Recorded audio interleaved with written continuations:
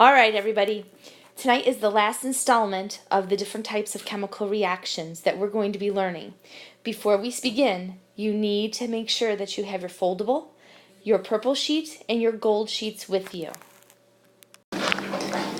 All right, everybody. This is our last and final installment of classifying chemical reactions. I know you're just as excited as I am.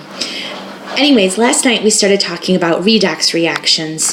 These are reactions in which electrons get transferred. We noticed this with our Pogel activity when we investigated single displacement reactions, and we saw that the charges on the metals changed from their starting charge to their final charge on the product side.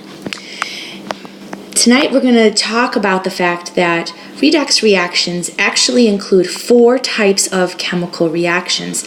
We've already learned quite in depth about synthesis reactions and combustion reactions. So tonight we're just going to put our focus on single displacement and decomposition reactions. Single displacement reactions we looked at last night.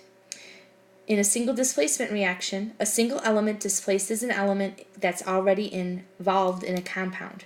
The single element must be more active in order for the reaction to go. You need to use the back side of your gold sheet in order to complete these.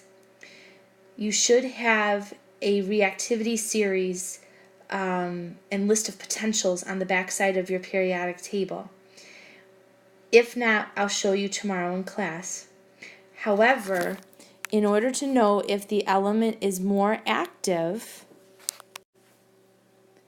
on your activity series, which is on the back side of your gold sheet, the replacing element, meaning the single element, must be below the element it's trying to replace. I'll show you with the example here. The general equation is A plus BC yields AC plus B. Let's take a look at a real-life example. If we take aluminum metal and we add it to iron oxide, iron 3 oxide, these are solids. We obviously have to do some heating of some sort here. Typically magnesium is used as an ignition source. You light the magnesium and then this goes. The aluminum comes in and it knocks iron out. If you look on the back side of your gold sheet, you'll see that aluminum is below iron 3 on this potential list, Because aluminum is lower, it's actually more active. If aluminum had been higher than the iron 3 ion, then this reaction would be a no-go. So we would write no reaction. But because aluminum is in fact lower on your potential list, your electric potential list, aluminum does knock out the iron. Aluminum and oxygen react together to form aluminum oxide. You do have to crisscross your products. So aluminum is a +3, oxygen is a -2. So your final product here is aluminum Al2O3, which is a solid, and then poor iron is left all to itself. It gets kicked out. When we balance this out, we need 2 aluminums because of the 2 aluminums in aluminum oxide.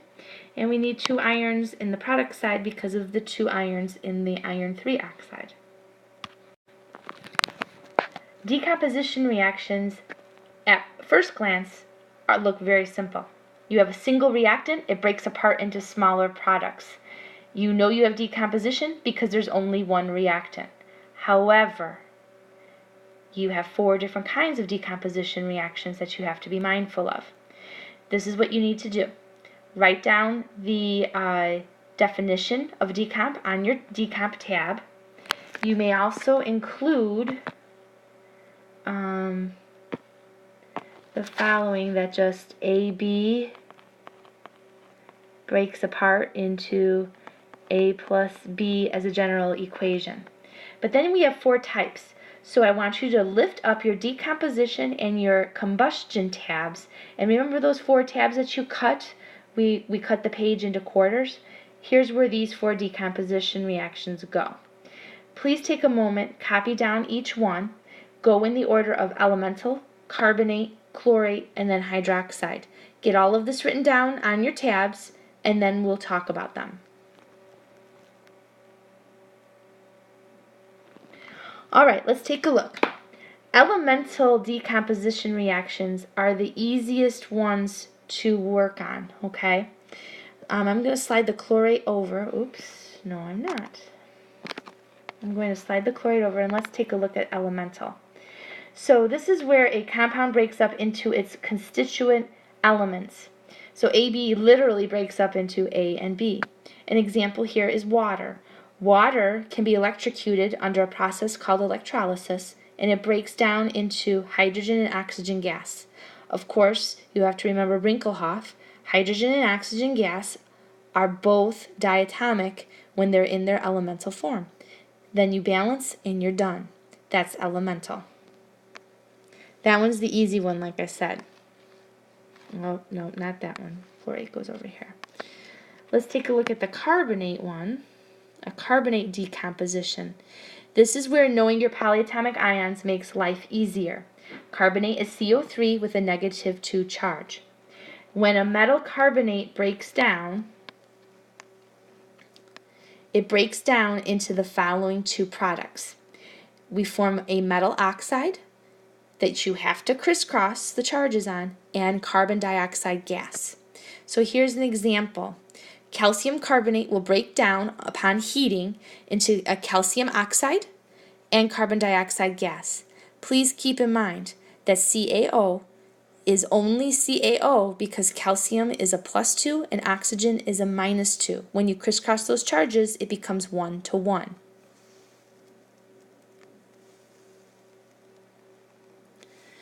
Alright, let's take a look at the chlorate. Again, knowing your polyatomic ions is extremely helpful here. Chlorate is ClO3 -1 charge. When you have a metal chlorate that breaks apart, it breaks apart into the metal chloride and oxygen gas. So here we have sodium chlorate. It breaks apart into sodium chloride and oxygen gas. You do have to balance your equation out.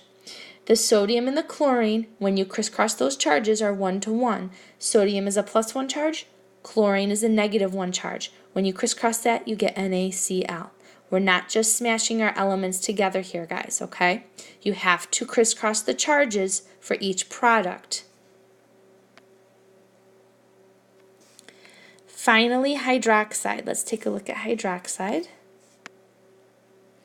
Hydroxide, again, is a polyatomic ion, OH -1. Your metal hydroxide will break apart into the metal oxide and water vapor. Here we have calcium hydroxide. We heat up calcium hydroxide, and calcium oxide is produced along with water. Notice hydroxide and carbonate are extremely close. They both produce a metal oxide. The difference is when a carbonate breaks down, carbon dioxide is produced, and when a hydroxide breaks down, water is produced. You have to commit these to memory because it's not good enough to recognize that you have a decomposition reaction. You also need to know what kind of decomposition reaction you're working with. Be very mindful of that as you study. And that's it, guys. We have finally learned all the different types of chemical reactions that we are going to learn at our level. What I'd like you to do with the remaining time that you can devote to honors chemistry tonight for homework is look through your POGL packet and finish off the notes in your foldable. So that means that you need to put in your definitions for your synthesis reactions, the generic double displacement or double replacement reactions, and your combustion reactions. I think we took care of single displacement reactions between last night and tonight. Keep in mind with those single displacement reactions or single replacement reactions, you absolutely have to check the backside of the periodic table for the electropotential list. The element that is attempting to knock out another element that's already in a compound must be lower than the compound element. We'll talk more about this tomorrow in class. Have a great evening and a wonderful weekend. But don't forget to do the rest of your homework, the book problems.